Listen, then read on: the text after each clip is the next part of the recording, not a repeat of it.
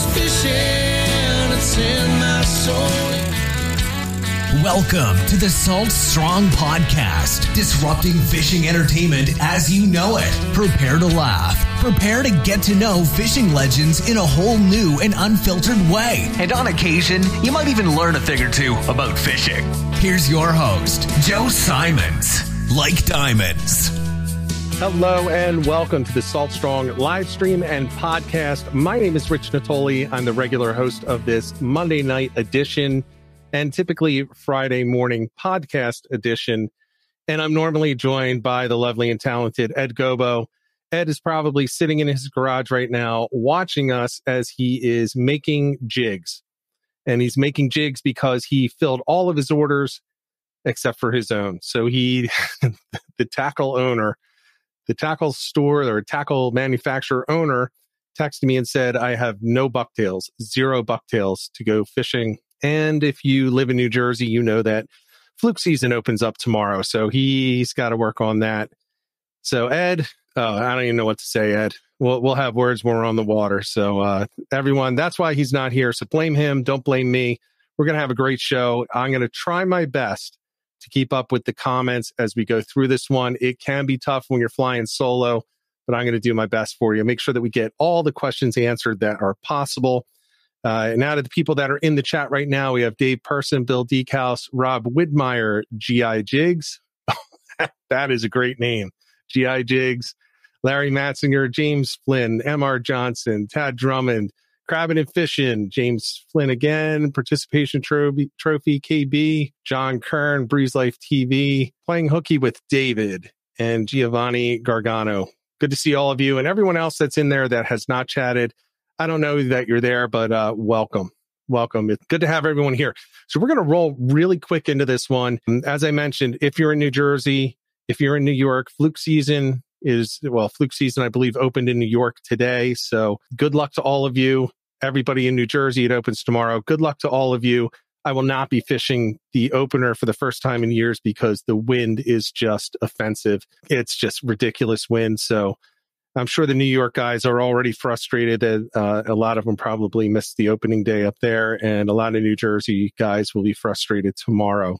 I'm going to be going out later in the week, at least twice this week, so I'll have some information on that coming up, but that's not what we're talking about tonight. We're talking bull redfish, and we're talking Chesapeake Bay bull redfish, and we have Captain Steve Griffin on tonight, returning to the stream. I'm going to add him right now. Captain Steve, good to see you. Good to see you too, man. Happy to be back. Looking forward to it. I was telling Steve before we came on, I can't stop talking to my wife about the bull redfish in the Chesapeake because I booked a trip with Captain Steve Griffin and it's coming up in July. And I keep telling her about it and she keeps looking at me like I'm nuts. Like I don't realize I've already told her the same things over and over and over and over again. And I know I have, and I'm going to continue doing it. I'm just really excited about it. So before we dive in there, why don't you go through and give everybody an update on where they can find you, the name of your service, how they can contact you if they want to get a charter going with you. Yeah. You know, my wife says the same thing about me, and I get to do it every day. I'm still like a kid in a candy store every time I go chasing these fish.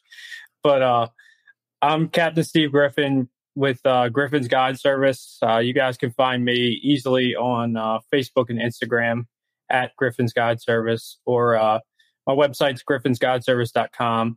I usually, if you want to get a hold of me, you can send me messages on any of those.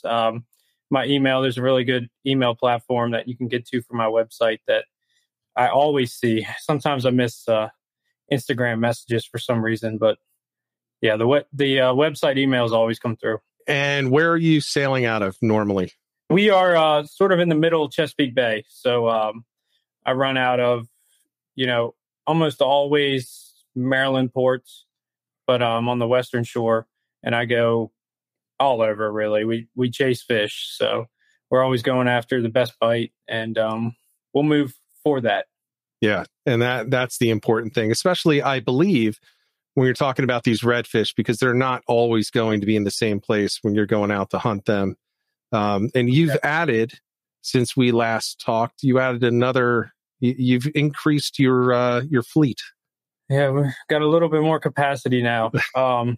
I've had a good problem, but these redfish trips, they're only here for 2 months, little over 2 months, in the bay, in the areas that I target them at least. And we've been booked every day of the week since December on my boat. So I said, well, that's a good problem to have. And, everybody's still calling wanting trips. So I have also another very fortunate to have a mate and a best friend of mine who's worked with me and chased these fish for as long as I have, and maybe longer actually. And he's willing to jump on and come run my second boat for me, which is a huge. He's a big part of the team now, so it's epic to have him running my second boat. Now, I'm looking forward to that, and I am going to be on the second boat because we did not book before you were booked up for the year, but we are fortunate that we have the second boat and your mate that's been with you all these years and figured out the fishery alongside you. So I'm looking forward to that. It's going to be great, and it's the same exact boat, right? It's the same boat as the original. Yeah. So I did so much work trying to find the perfect boat and platform for what we do, light tackle fishing in Chesapeake Bay, and I hit it. I got it. This boat was perfect. It's a Sea Hunter. It's a 28 Sea Hunter Floridian. So anybody that knows Sea Hunter knows they make a fantastic boat. And this thing is just so capable, rough water capable. It is shallow water capable, but also is set up for sonar and electronics. So that when it comes to bull reds and finding these big schools of fish, that is a secret weapon that I've only seen this Sea Hunter be able to do. So when I was looking at getting a second boat, I really didn't want to spend the money to get another Sea Hunter, but for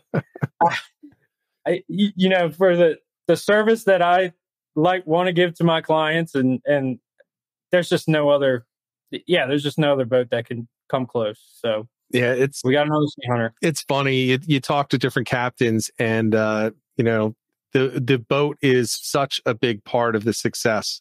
And we've had Scotty Sevens on, and he's like, I have the ugliest boat in the world, but it works exactly the way that I need it to work for what I do. He has the really wide bow, which allows him to get up right on tight on top of bridge structures and get up there with the client when they're jigging sheep's head off of the pilings. And he can do it safely. Nobody's reaching over around anyone else like you see a lot of other people doing. And it sounds like you're in the same position. You found what works and you're going to stick with it. I couldn't find anything better. And I've seen how it works out there. We use it, and it really does. We can run circles around most other boats. Yeah. Well, I saw a video of your boat passing another one, and it was like it was standing still. You just took off and went. It literally has it all. The only thing it doesn't have is fuel economy, which hurts my pocket a little bit. Yeah. But I'm willing. It actually does very well. They both have twin 300. One has Yamahas, one has Mercuries, but they do well considering it's a 10,000 pound boat. Yeah. And all that horsepower. So I do take it a little bit there, but other than that, there's no downfall. That's awesome. Well, I'm looking forward to getting on there and adding some of pictures of me holding the bull reds that I keep looking when I look at your site and your posts on Instagram and Facebook and everything.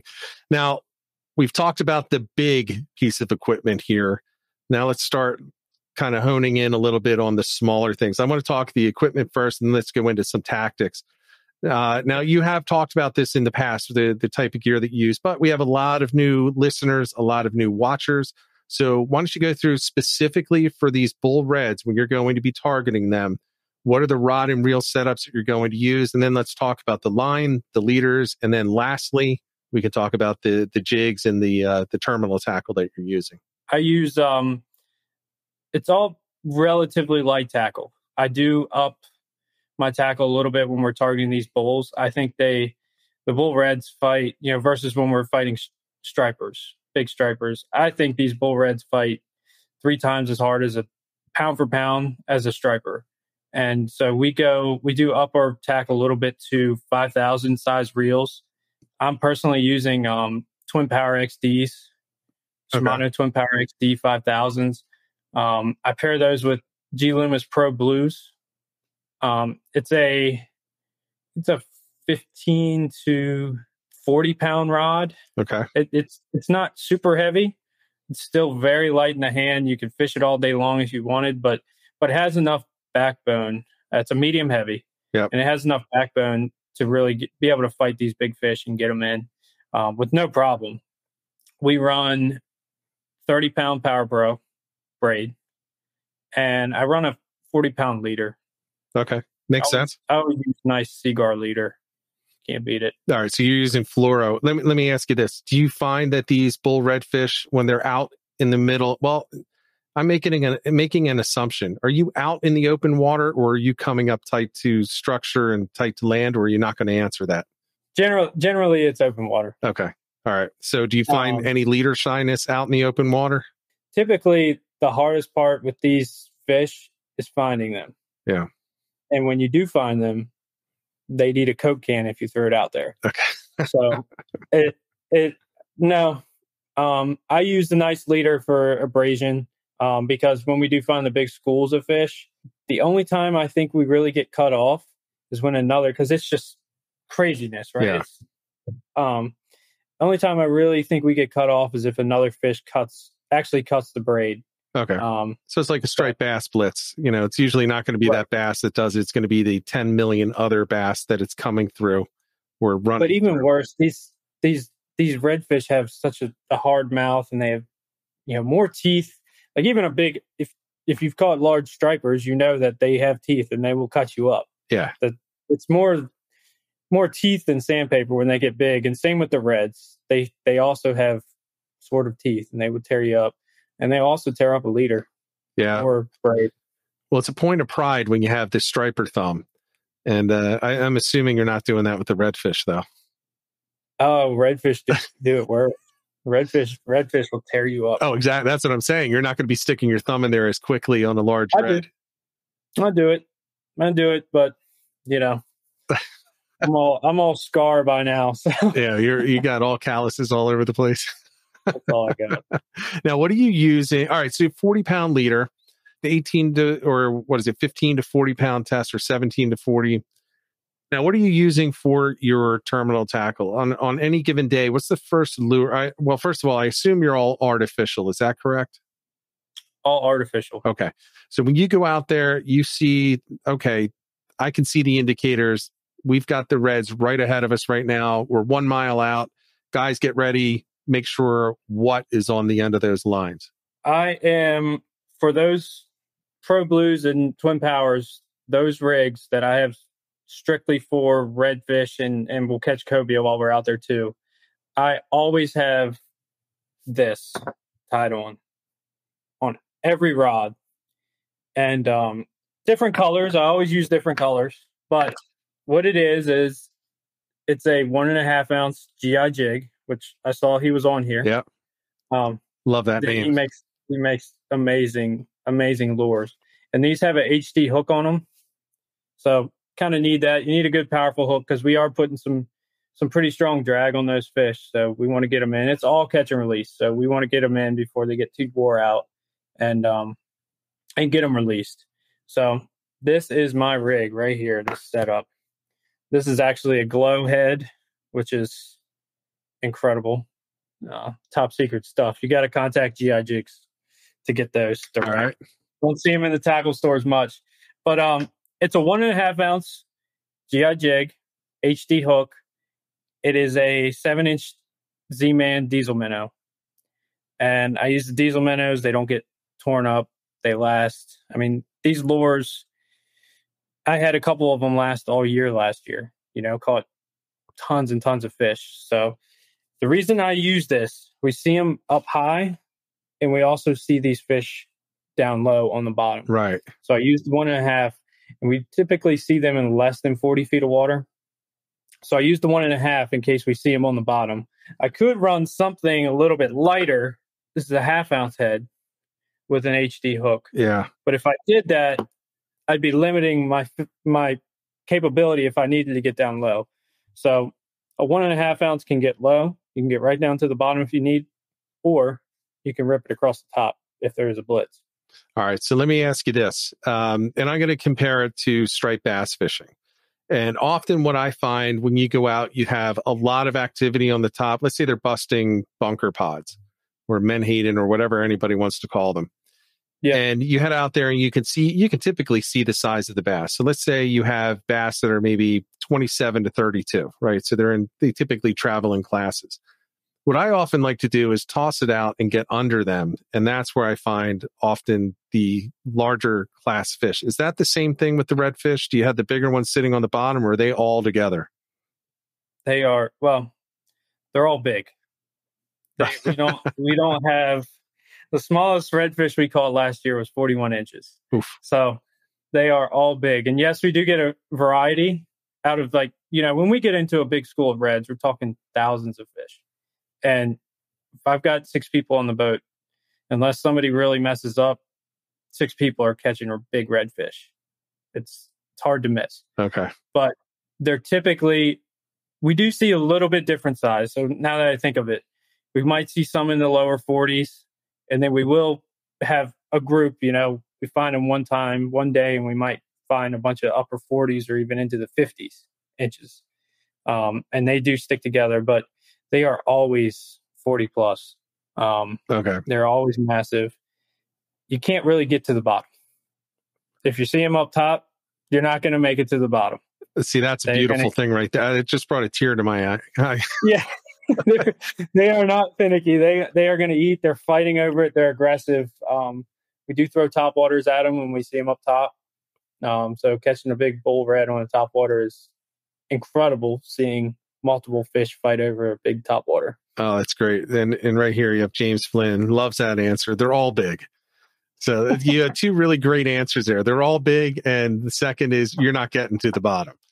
That says it all. And what's interesting is, I won't say nobody knows about it, but people know about the striped bass or the redfish that come in, but it doesn't really get publicized until it's over. Typically, you don't see people saying we got into 50 bull reds over the past week. It's, hey, 6 months ago, here are the pictures. 5 to 8 months ago, here are some pictures that I took of some reds that I caught. So you guys are doing a really good job down there, in Virginia and Lower Maryland, keeping the details to yourself. So a little tip of the cap to all of you guys. Yeah, it really is so what I'm talking about is when we find the massive schools, and there is a couple other ways that I do fish for them, where we're, working for them a little bit more like the guys do down south, where we can work like Spanish mackerel and bluefish blitzes. We'll find them mixed in with those. We'll find them mixed in with menhaden schools. You can work a ledge that has a bunch of bait on it and find them that way too. You got to grind a little bit harder, and really fish it. Whereas, when we find them in these big schools, when we find them in the big schools, everybody's pretty quiet about it, because one boat doing the wrong thing can ruin it for everybody for the rest of the day. I mean, if you really don't know what you're doing and you go in and, most of the guys out there know what they're doing. They don't scare these fish. They know how to get up on them and keep them in the area, and we can have a great day. But it happens when somebody comes in and they can just spook these fish. They travel so fast, they're gone. Now, what are the regulations for redfish in Maryland? Is all catch and release for the ones that we have. There's a slot limit, but the ones that I get are all over slot. And so everything we're doing is catch and release. Okay. So that's where I was going, because that's another way to ruin it. You get a whole pack of meat hunters out there pulling, and look, guys, I fish Maryland, but I don't fish Maryland for redfish, but maybe once a year. So I always have to check that. So, in Virginia, I don't know what the Virginia limits are. I so rarely get down there. But that's another thing. That's part of the reason why people don't blow up the striper spots when they're going, is because you just get a few boats in there that aren't following the rules, and it's really going to put a damper on the entire thing. It's tough. It really is tough. And the meat hunters, that, to use your words, which there are several of them out there, they don't mess with them. because they can't put them in their cooler. Right. So those guys are out looking for Spanish mackerel and bluefish while we're out hunting down reds. And it really does. There's really not that many guys doing it, to be honest. And to do it consistently, it's very difficult. Right. It's not an easy fish to find. Took me many, many, many years to get them figured out and really find a way to find them consistently. So it's tough, you know. I talk about it like there's just redfish boiling all over the place, and when you find them, you can find that, but it's a lot of water out there that you got to cover. Right. And let me just clarify. When I said meat hunters in this case, I'm talking not about the professionals. I'm talking more about the guys who go out and keep everything legal or not. So I want to make it clear, because if people don't know me, you have to understand I keep fish. I love fish. I will harvest fish all the time. Striped bass, I try to keep it to one a year, but that's my own personal thing. You know, really big tog, if I catch one, you know, that'll probably go back, and all the females. But I love to eat tog. I love to eat fluke. I mean, I'm going to keep a lot of them this year. So I don't want anyone to think I'm saying you can't keep anything, or I frown on that. I absolutely do not. What I don't like is the guys that go out and they're essentially poaching, and they're keeping every fish possible. They'll never eat them. They're the guys that empty the freezer at the end of the year and throw all the fish out, you know, because they didn't feel like defrosting something and making it for dinner. They'd rather run out to McDonald's. So that's what I meant when I said the meat hunter. I've seen big reds on stringers before. Yeah. I've seen my share of striped bass, and you know, one guy in an inlet, he pulled in a monster, and he couldn't measure it. And I had my kayak, and I went up to him and I said, here, and I gave him my bump board. I said, if it's longer than the board, then you have to throw it back. And it was at least 1.5 feet longer. And he said, so I have to throw this back? I said, yeah. And he said, oh. And I said, and if you don't, it's a huge fine. And if somebody radios ahead and tells them that you're coming in with an illegal fish, they might be waiting for you. He's like, oh. And he's just looking at me like, give me my board back. So he gave me the board back. I pushed off, and he throttled it out of there and headed to the barn so fast. Oh. I was like, man, I can't stand that. It's like, just throw it back. I mean, there were fish all over. You could have gotten a nice legal one, but that's neither here nor there. I'm sure that you see it on the redfish as well, which is, it's disappointing, but it happens. We see a lot more out there, that's for sure. Yeah. We've got a couple of questions in here that I want to get to. The first is from Be Like Mike, and you had mentioned the top water, but have you ever had anyone come on and want to catch these bull reds with a fly? I do several fly fishing trips for bull reds a year. There is a fly fishing world record that can easily be caught. I just haven't had the guy with the fly catch that fish on my boat. But I see the world record every day. And if for anybody who knows, they probably know better than I do, but fly fishing world records are, you know, different size tippets and all that. So I don't know, I can't remember which record it is, but yeah, we've got a couple guys hunting that down this year. So maybe I'll do that. I don't know if I have I don't know if I've always got a fly rod. You have one? Yeah, I always have a fly rod on the boat. Yeah, I don't know if mine's going to be beefy enough. It's a 9 weight. I have a 10. A 10? Yeah, I'm thinking you'd want a 10. Still fight with a 10, but yeah. That would be interesting to see somebody. Maybe if we're out there and we get on them, everyone can just agree that somebody's going to grab that rod, and let's see if we can get somebody on a catch of a lifetime. And let me ask you this. When you're on one of those blitzes and you have all those fish around, do you need to know how to cast that fly really well? Or is it one of those things where you can just kind of roll cast it out there and it's right in the frenzy and you're good? Depending on who's around, if there's a bunch of other boats around and we got to be thoughtful of them, right? You might want to cast. But if we got them all to ourselves and we want to be selfish and catch a nice fish on the fly, we can run right into the school, and all you have to do is drop your fly off the side of the boat. Yeah. Because we have them. I mean, they bounce off the boat. For anybody who's seen my my social media, I'm sure you've seen the videos of literally big fit redfish bouncing off the boat. Yeah. Why don't you share your social media right now, just so that people can check it out afterwards, and then share it again at the end, because I have looked at that repeatedly, and probably it's unhealthy with how much I've looked at these. I'm now more than obsessed with these fish. It is. It's insane. Griffin's Guide Service. So at Griffin's on Instagram, it's Griffin's_guide_service, and Griffin's Guide Service on Facebook. You can find those videos and pictures both places, and it's incredible stuff. I pinch myself every day for the stuff I see out there, and my clients just can't believe it. It's because it's rare. It's rare that people actually get on things like that, and that's why when we were talking before the last time you were on, you said, wait till we talk about redfish someday. And then you gave us the taste of it, or you gave me the taste of it before you came on. And I was like, yeah, we've got to have you back. And for those watching, I tried to get him to come back immediately. And Steve's like, now, why don't we wait until it gets a little closer? I was like, yeah, that's probably a good idea. Get a little bit more excited. Yeah. Now I have to, so few people really know about it.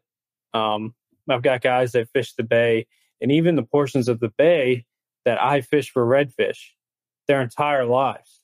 I'm talking 50 years. I've got guys that come on and fish the bay for 50 years, and I didn't even know those fish were here. Yeah. And they're here enough that we can go out and target them successfully every day during the summer. So that's the important thing. And I do think it's getting better every year. Yeah. We're starting to see, I think they're just pushing further and further north. We're seeing more and more in New Jersey. And that actually brings us into the next question. This one from Hunter Hines. How far north do the big schools of reds get up in the bay? Good question. Furthest I have seen them with my own eyes is the Chester River, Love Point. So all the way up above the Bay Bridge, so above Annapolis. I actually saw them, not a school of them, but we were fishing up there in the fall, and we were fishing next to a pound net up there. And the guys working the pound nets pulled a big redfish out of that net, threw it back. Wow. So that's the furthest I've seen them. I don't target them that far up. I probably target them further up than just about anybody. I'm not going to say how far I target them, but they get up. You'd be surprised. They act differently as they get further up the bay, though. You're not going to find the big schools further up. But you can find them, a couple small groups or just lone rangers out there, and you got to fish for them a little bit different. Yeah, I can say I do fish for reds up towards that area, close to the Narrows, but I'm not looking for the big guys. I'm just looking for the ones that are moving in solo. And to me, it's a long shot. But I'm surprised up at the Chester River, you're seeing larger ones up there. I think that was 2 years ago. So they're probably. I was surprised to see it too. I couldn't believe my eyes. Wow. But that was about 2 years ago. All right. Well, that answers that. That's good information. That gives a lot of hope to people that don't travel as far or are coming from further north. That if you want a shot, you can get down into there. You can get into at least a shot at them once you start hitting them. A lot of guys catch them by accident south of there. Yeah. Guys fishing for Spanish mackerel, they will come up into a bluefish blitz or a mackerel blitz, or even a rockfish blitz. I have actually caught a rockfish, started reeling it in, then felt a bump. My drag went screaming. That rockfish was let go, or whatever was big, let go, and I reeled in a rockfish with no scales on it. And it had to have been a red, because that's really the only big thing in that area at the time. It wasn't a shark. It would have been bit in half. But so they're in there in the mix more than people think. Wow. Yeah, there's a lot of people that say, well, this fish isn't here, or it's not there. Well, have you tried? Have you even tried for it? Because it's when you don't try, and it kind of becomes law. There's no, and here's a good example. It used to be there's no more sheep's head in New Jersey. And it just became true until somebody started fishing for them. And now it's not uncommon at all to pull out a 10, 12, 14 pound sheep's head from the bridges all the way through all of New Jersey, all the way up to the tip of New Jersey. And, you see them in New York, that they're catching them. But it used to be the truth that they weren't around, that you couldn't catch them. But it turns out you could. What you got to put the effort in and really fish them hard. And I didn't have a choice. Drew and I actually, back when we had real jobs, we could only fish after work or on weekends, and fishing weekends is just too crowded up that way. So after work during the weekdays, we would go out and really, really fish hard because we knew they were there. We had accidentally caught them before. We knew they were there, so we wanted to focus on trying to target them and really get them. And we found a few, found what to look for and how to get them. And a couple top secret things that only people that come on my boat know, but that there's definitely, if you fish it hard, you think outside the box or look to other regions. I do that all the time. Salt Strong's a great place. They've got guys from down south, guys from all over up your way. And I do that all the time. I look to all those other guys and see how they are fishing for things, because a lot of people really just look at what everybody's doing in their area. Right. And then everybody's going to catch the same stuff because they're all doing the same thing. Yeah. So you change it up a little bit. Look what other guys are doing, maybe in Louisiana or down in the Carolinas, and you might learn something. Yeah. A good example, again, another New Jersey example. You get people that they believe there's no big fluke in southern New Jersey. So south of Atlantic City, can't catch them. And it's because they drift the same channels that everyone else is drifting. Like, there were 50 boats there and nobody caught anything. I'm like, yeah, because you were 30 yards over.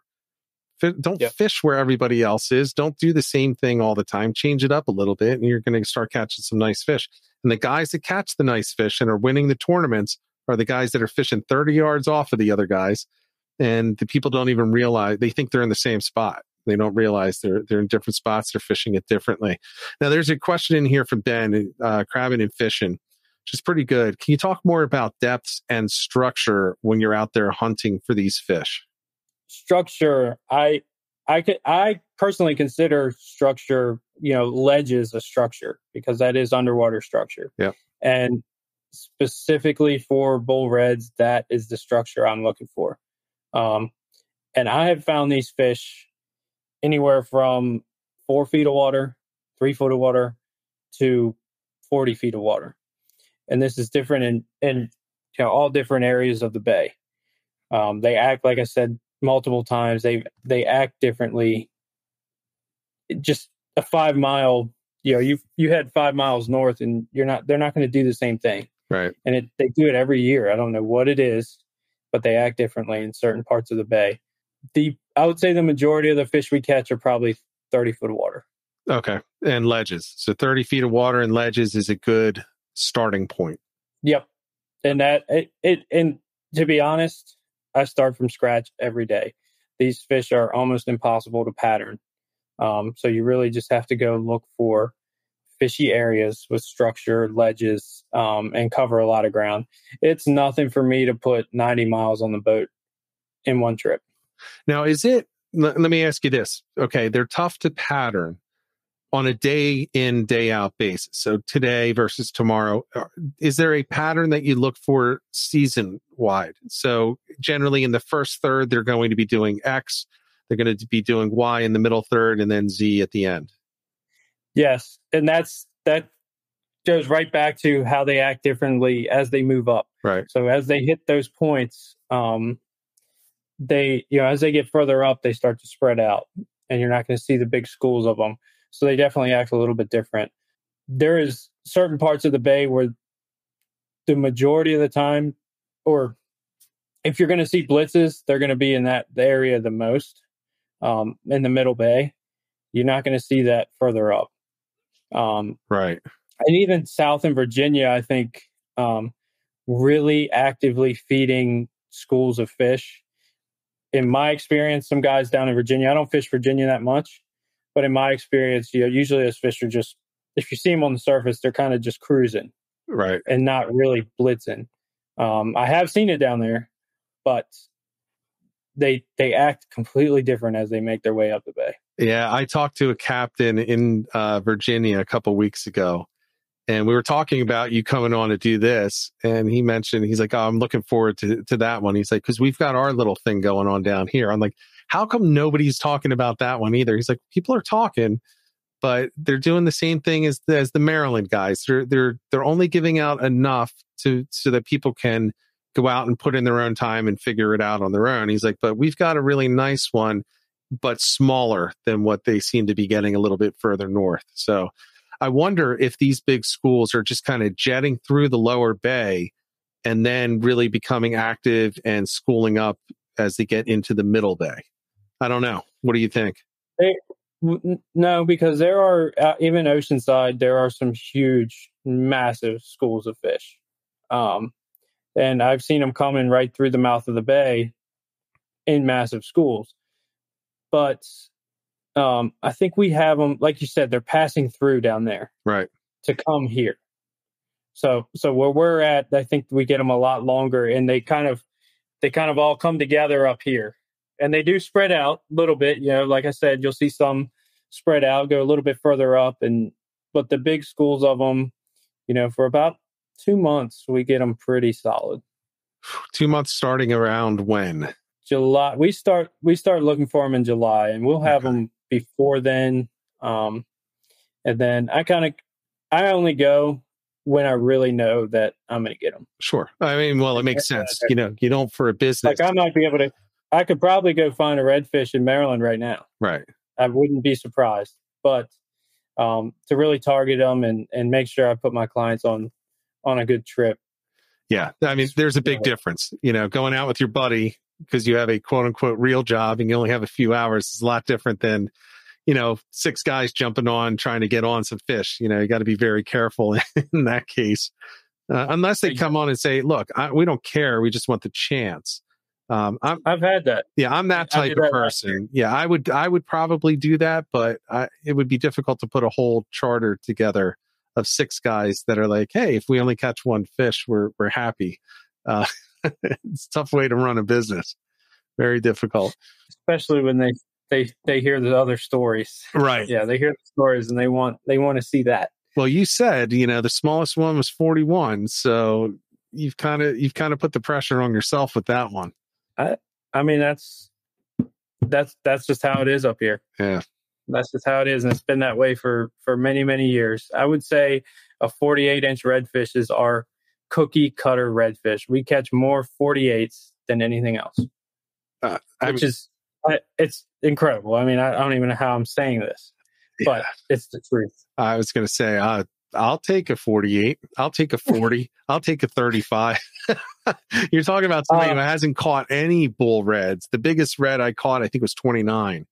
And that was in a foot of water in Pamlico Sound, which is really the only place that I've ever really focused on redfish. So, anything over 29. I enjoy doing that. I'm spoiled up here. I get to do it every day with these big bulls. So going shallow water on a poling skiff or something is the grass is greener on the other side to me. I love shallow water fishing, but there is no doubt that what we have going on up here is the holy grail to most people. Yeah, it's one of those special areas, special opportunities. You got to take advantage of it, definitely. No doubt. So we had another question. So to Roger, yes, we did go through the gear, so you can check that out after. You can go back. But one thing, I want to go back to the lures. So you talked about the Z-Man Diesel in 7-inch. You talked about the GI jigs and the 1/2 ounce up to 1.5, but you're typically going with the 1.5. Is there anything else that you would use? Let's say you're out there and, it's just out there for fun. You're not doing a charter and you're just out tossing things around. What other types of lures would you bring with you when you're heading out looking for these bulls? So when I go out there, I will take some big topwater lures. spooks, chuggers, anything will work. Like I said, if they're going to eat topwater, they'll eat anything. Right. So as long as you got strong hooks, you're good to go. The other thing, I'm always on these trips, I'm always rigged with a whole nother set of rods. And that is for when we run into, because it's almost a guarantee that we run into a blitz of bluefish or Spanish mackerel. So I always have those rods rigged up, and you can tell I like GI jigs because he just makes the best products, but these are rain minnows. And this is what we throw at Spanish mackerel and bluefish, because this is got a couple other colors. But this is looks exactly like the bait that these fish are eating. And believe it or not, the redfish will eat these too. I've caught so many redfish casting into blues and max and caught them on these. So really, these fish aren't picky, and that's when we get into the blitzes. I will use popping corks. LJ with GI jigs specifically made me a heavy duty hook with a lighter jig head, and this will work perfectly with a popping cork. I'm sure most of you have seen this. So, and I run on the back of that, I'll run a 7-inch or a 5-inch diesel minnow. Okay. That's the rig right there. And you got to go, so obviously with a popping cork, you got to go down in weight, or else it'll just weigh that popping cork down. The other thing that's great in shallow water, like I said, every once in a while we do get a time and a place where we can get them in very shallow water. And that's also where that lighter head works numbers. And these big paddle tails, I mean, generally we're seeing these fish on Menhaden. And so these big paddle tails have a great profile. They hold up very well, and that's why they're my choice. Yeah, they've got such an aggressive tail on them too. They're putting out a ton of vibration. Oh, they let every fish around know that they're there. Yeah, absolutely.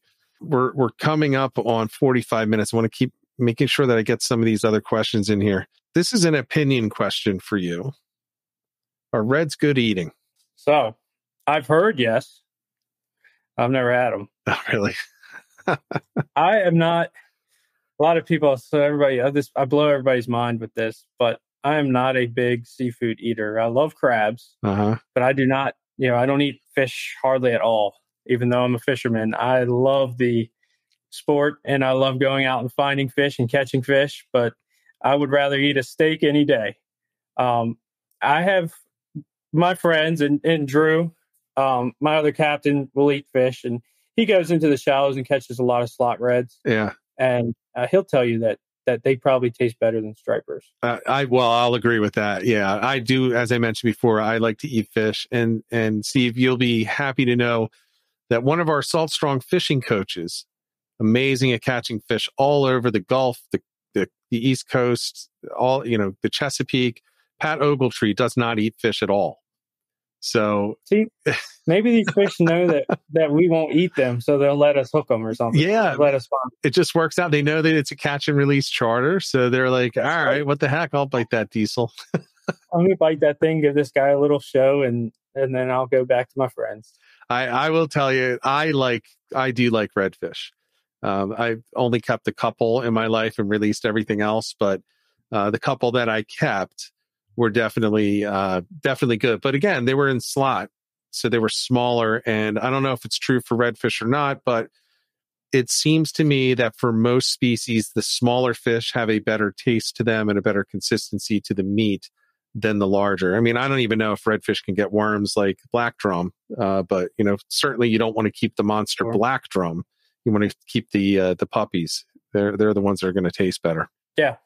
I think that goes for anything. The longer they've been in the water, the more chance they have to have problems with them. Right. We got another question in here from Spencer Frey. How does the tide play into targeting the reds? Big time. For stripers, I can almost like clockwork predict when the stripers are going to eat. It's almost a guarantee. Reds, A little bit more difficult. Like I said, they're harder to pattern. They kind of do whatever they want, whenever they want. But I have been able to predict using tides which way those fish would be moving or where I would find feeding fish. So I think like anything, they like moving water. They like current. Now, do you find that during the big swings and tides that has any negative impact on them? Or do you think that it's, well, again, these are open water, so maybe it's a little bit different, but do you see anything, full moon, is it any different than it is for a quarter moon? Full moon, they do act differently. But what they'll do is, and I'm pinching myself, or I'm a little mad at myself that I haven't paid more attention to this, and I plan on doing it this year. I really want to try and, we've found out how to really find them, and now I really want to find out why we're finding them where. So I really want to keep getting better at this and try to put some sort of pattern to them, moon phase and with all that. But they definitely, moon phase, I think they'll move shallow. If you get a full moon, they'll move shallow. But a lot of that has to do with crabs. Yeah, that's a good point. That's a very good point, because they're going to be on a lot of people, even with striped bass, they think crabs aren't a bait. Oh, no, they're a great bait. They're a great bait for them. Tear them up. I actually have a bait that I want to try on these reds. But it won't work unless it is shallower water.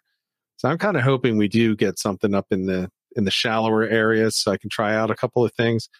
Of course, the other 5 guys are going to be like, Rich, shut up, get up to the front of the boat, leave us alone. We're busy. But I'm looking forward to that. It can be, I talk, it is a grind almost every day. There are days where we came out, there was one day, one of my buddies I grew up with, known him since first grade is when I met him. And he came on a Redfish charter with me last year and brought his family. And we came around the corner and we were running south. And he goes, are you going to run over that sandbar up there? I said, Josh, that's not a sandbar. That is a school of fish blitzing on the surface. He thought it was a sandbar because he saw the waves, the white water. And, sometimes we get lucky like that. But a lot of the times we're out there for 8 hours, searching for these things. It is a needle in the haystack. Yeah. But what a great fun way to spend the day on the water searching for it, Yeah, and like I said, we can break it up. We almost always see redfish, or almost always see redfish, but we almost always see bluefish and mackerel, which is always fun to tug on, and that's why we always are ready to catch those too. Yeah, and I thought it was interesting. You said that they will actually mix in together. Certain parts of the bay.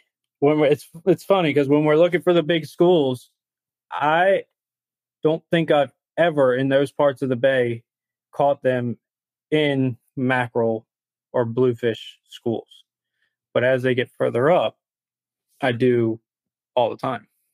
That's interesting. So it's kind of like, okay, it's kind of like the striped bass. They'll be with bluefish. Oh, usually have bluefish on the outside of them. Weak fish underneath if you're in the right spot at the right time. Mm-hmm.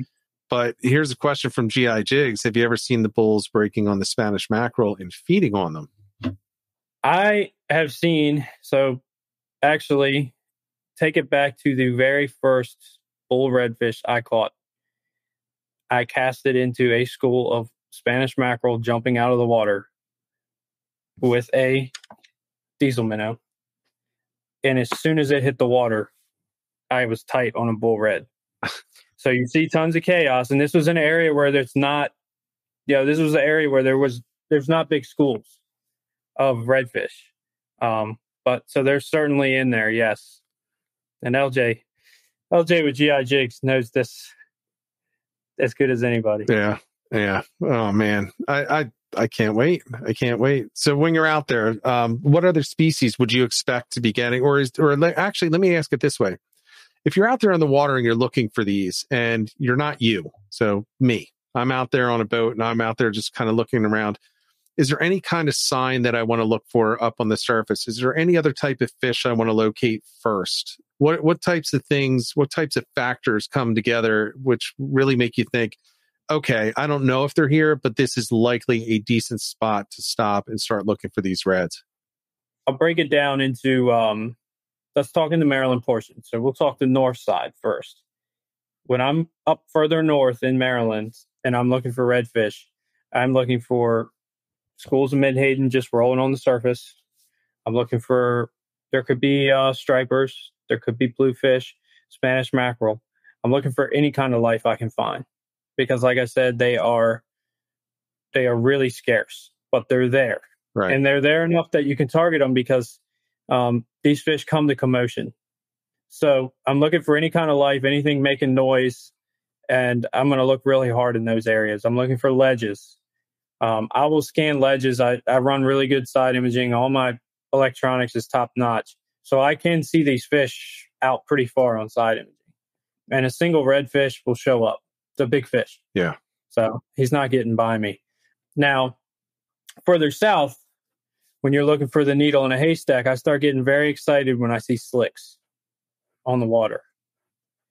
And then we call it watermelon, but you can actually smell these fish.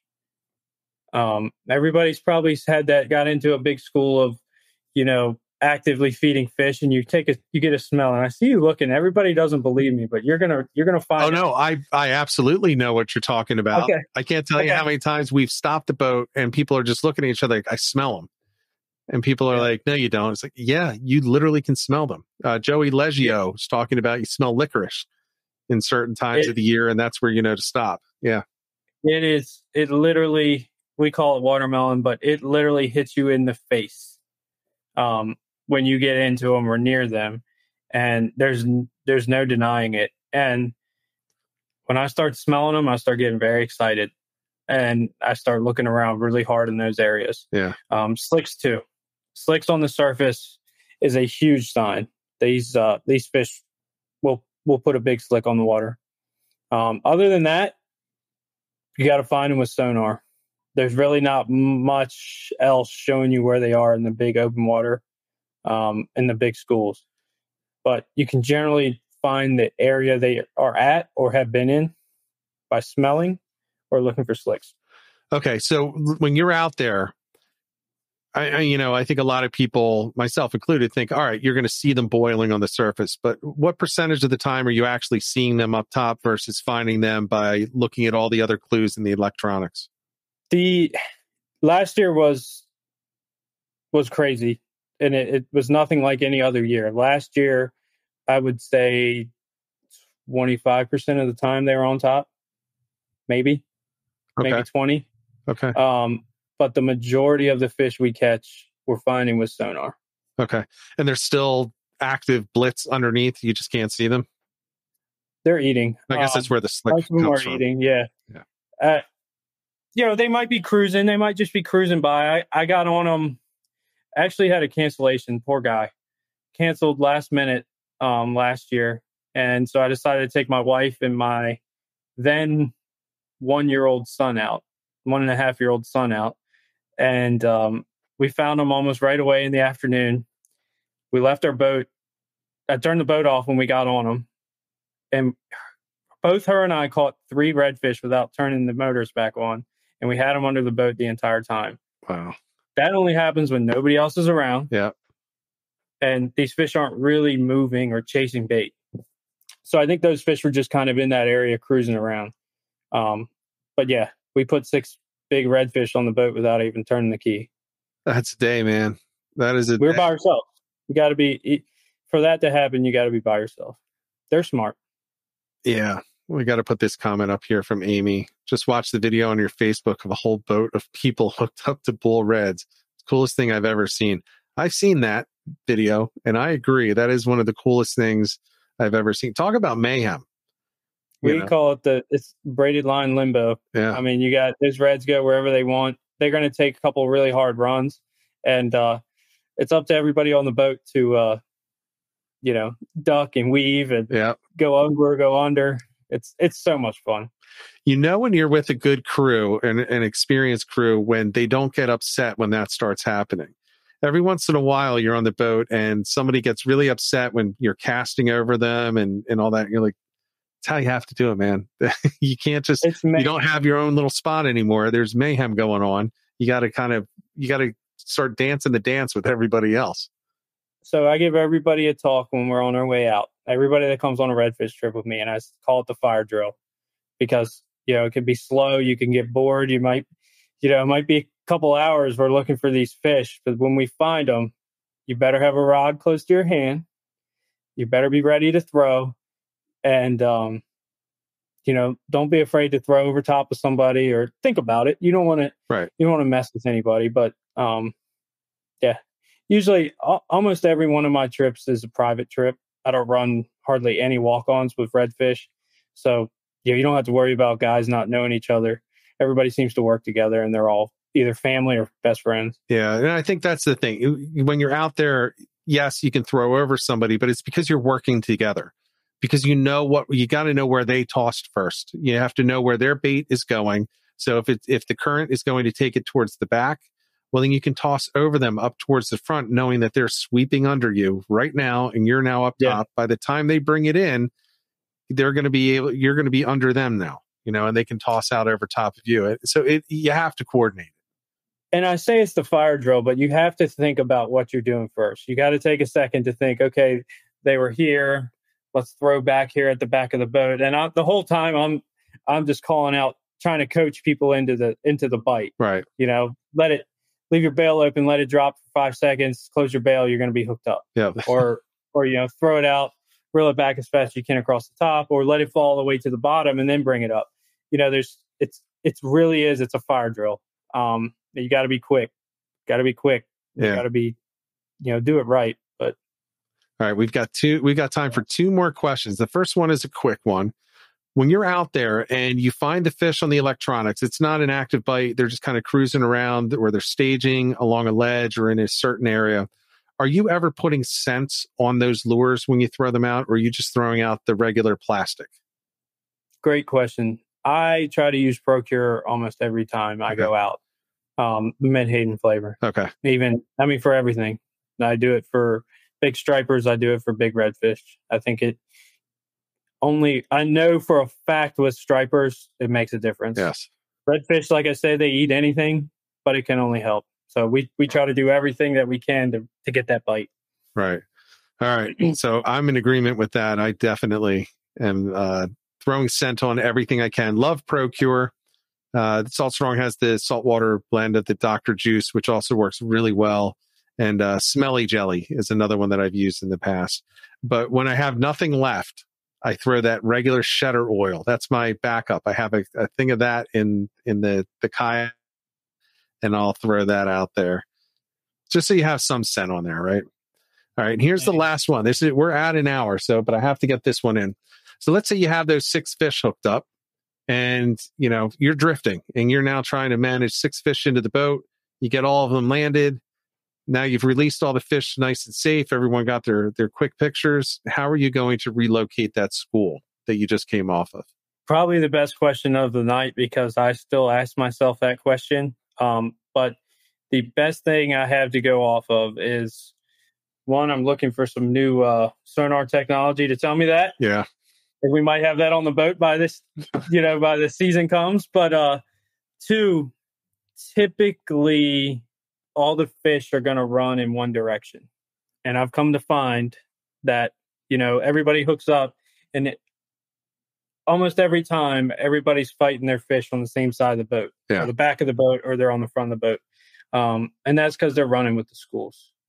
They're trying to stay in that school. So my first go-to is to go, keep in mind, they ran east. Once we get everything released and everything's good to go, we're cleaned up, I'm going east. Okay. And you're talking their initial run. Their first run is in the direction of the school, you believe, typically.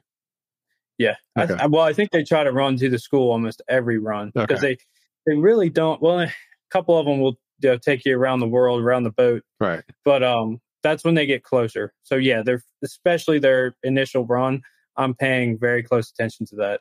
That's a great answer. I wasn't sure how you'd answer that, and I don't know how I would have answered that. I think I just would have been like, I don't know. I just kind of guess. Look at the electronics, look at the chart, and see where I think I was, a minute ago, 5 minutes ago. And I started doing that until just time on the water, I was able to see, all my lines are going this way. And then all of a sudden another boat pulls up and they're over there towards where my lines are. Unfortunately, sometimes they get a little too close to me. Yeah. We've had that problem because these fish do take some long runs and we get a lot of line out. But yeah, almost every time, like if I see people hook up, they're over that way. That's a great answer. That's awesome. Well, we are at the hour. So I mean, I could talk forever. We're not going to do that tonight. I know you could. And we didn't even have pictures to throw up for this one. We should have done that. We'll have to do that for another one at some point. Maybe we'll have you back on when we do the shakedown afterwards of how we did on that day out on the water. And we'll go through a recap and we can make fun of everybody for doing well or not doing well. And I'll say right now, typically I'm the one who doesn't do well when it's a charter. So you'll be the one guy who missed, huh? Yeah, I probably will. But yeah, it's very possible. But before we go, one last time, do you want to give all of your contact information for your service and your socials? Griffin's Guide Service. I'm Captain Steve Griffin. You can reach me through our website, griffinsguideservice.com, or Griffins_guide_service on Instagram, Griffin's Guide Service on Facebook. And all those places you can easily reach me. I try to get back to everybody as fast as possible. Awesome. Well, thank you very much again for coming on. Really appreciate it. And everyone, thanks for tuning in tonight. We're going to announce our guests for next week in a couple of days. I wanted to let you know that I was watching the chat and there were a few New Jersey guys who have canceled their trips for tomorrow. I totally get it. It's not going to be comfortable or safe, although you do have some people in there like, I took the day off already. I'm going. So good luck to all of you guys in New York, New Jersey, Delaware, Maryland that are out there trying to get on those early season flounder or fluke, as they're called, up north. Best of luck to all of you. Looking forward to seeing those reports in the community if you're a insider member. Next week, again, we'll let you know at the end of this week who's coming on. So until then, everyone, get out there, get on the water, and get some tight lines. Be safe. Thanks, guys. 'Cause fishing, it's in my soul.